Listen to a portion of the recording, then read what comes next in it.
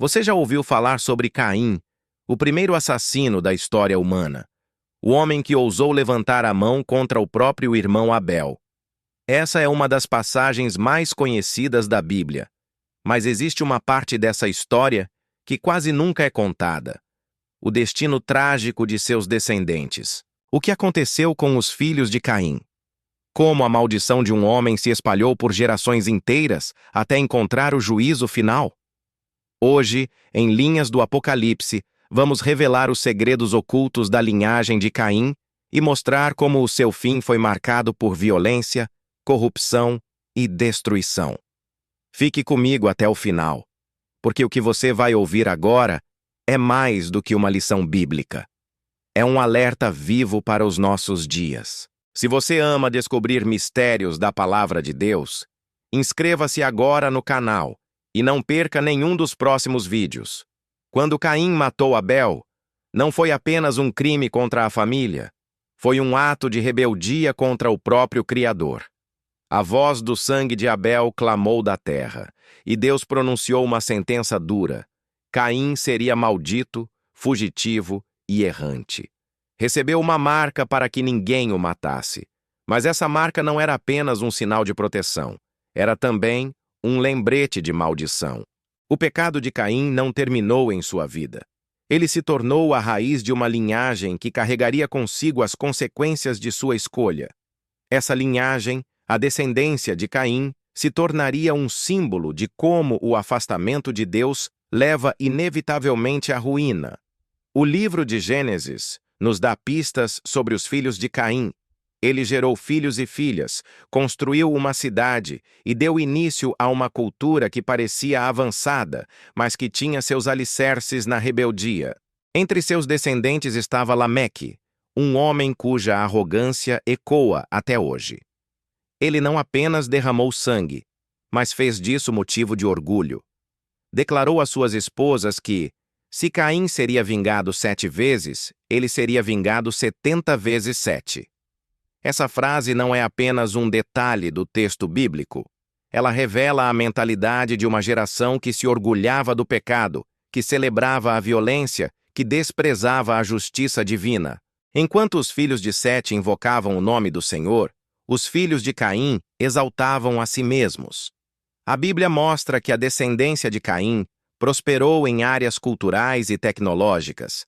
Eles foram os primeiros a trabalhar com bronze e ferro, os primeiros a desenvolver instrumentos musicais, os primeiros a erguer cidades.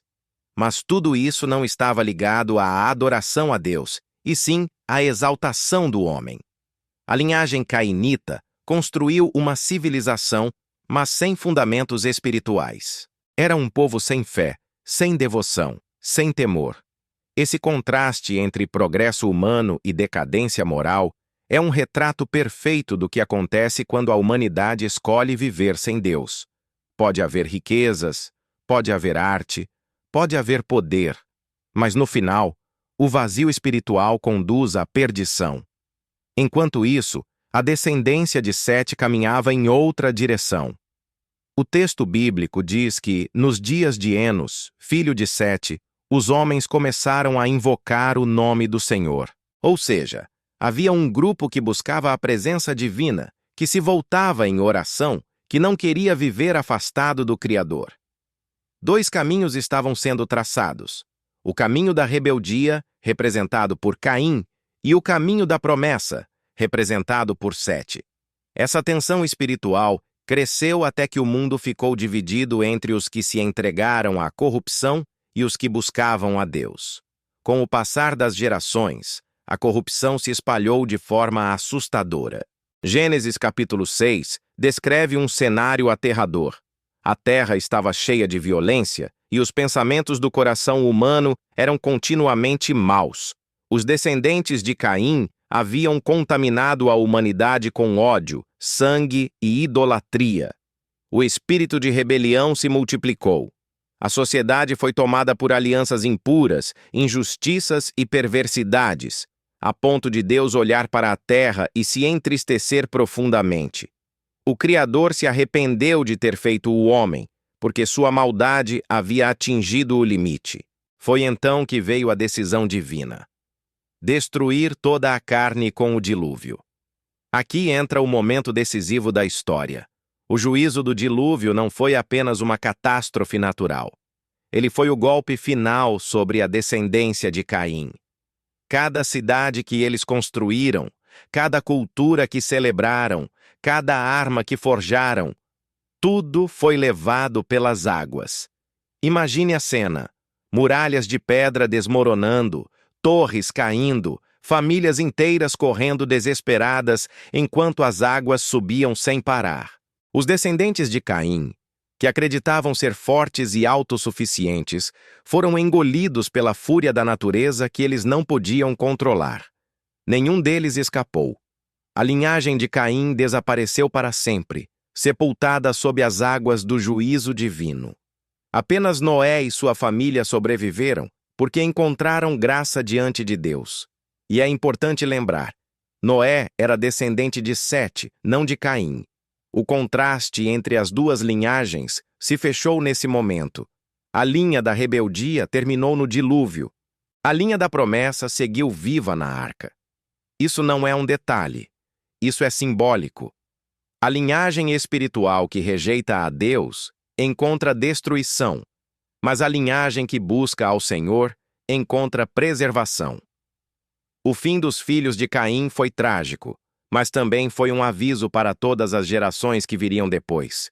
O Novo Testamento reforça essa mensagem. A carta de Judas alerta contra aqueles que seguem o caminho de Caim, e o apóstolo João escreve que não devemos ser como Caim, que pertencia ao maligno e matou o seu irmão. O caminho de Caim não é apenas sobre ele. É sobre todos os que escolhem viver sem Deus. É sobre todos os que deixam que o ódio domine seus corações. É sobre todos os que se rebelam contra a vontade do Criador. E o fim desse caminho é sempre o mesmo: destruição. Mas qual é a aplicação disso para os dias de hoje? Será que o espírito de Caim ainda existe em nosso mundo? A resposta é clara: sim. Está presente em sociedades que se orgulham de viver sem Deus, que exaltam a violência, que constroem seus valores em cima do orgulho e da autossuficiência. Está presente em pessoas que rejeitam a fé, que escolhem a inveja, o ódio e a rebeldia. Está presente em governos que perseguem a justiça e promovem a injustiça. O espírito de Caim continua vivo. E assim como no passado, ele está conduzindo o mundo para um juízo inevitável. O Apocalipse fala sobre um juízo final, não mais com água, mas com fogo. Se o dilúvio foi o fim da linhagem de Caim, o Apocalipse será o fim de todos os que seguem o mesmo caminho. A história se repete em escala maior. O orgulho humano continua erguendo torres de Babel, mas todas elas desmoronarão diante do Senhor. O ódio continua enchendo a terra de violência, mas toda violência encontrará seu fim no juízo de Deus.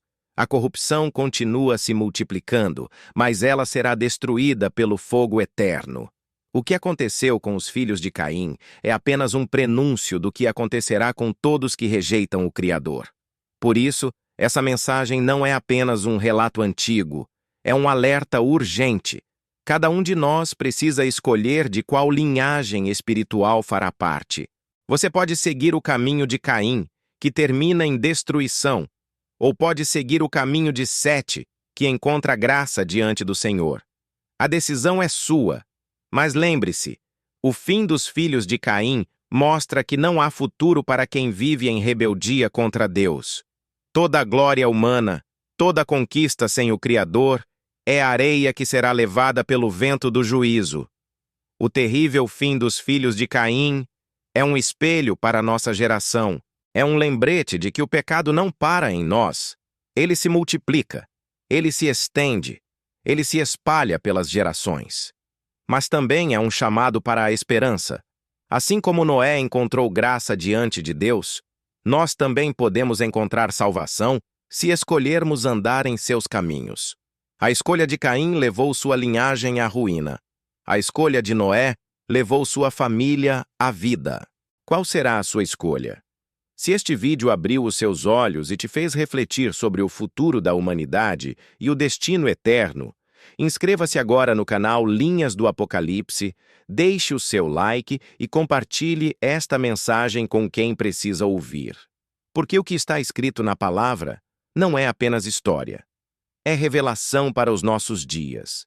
E juntos, aqui neste canal, vamos continuar descobrindo os mistérios ocultos das Escrituras e trazendo à luz verdades que podem mudar vidas.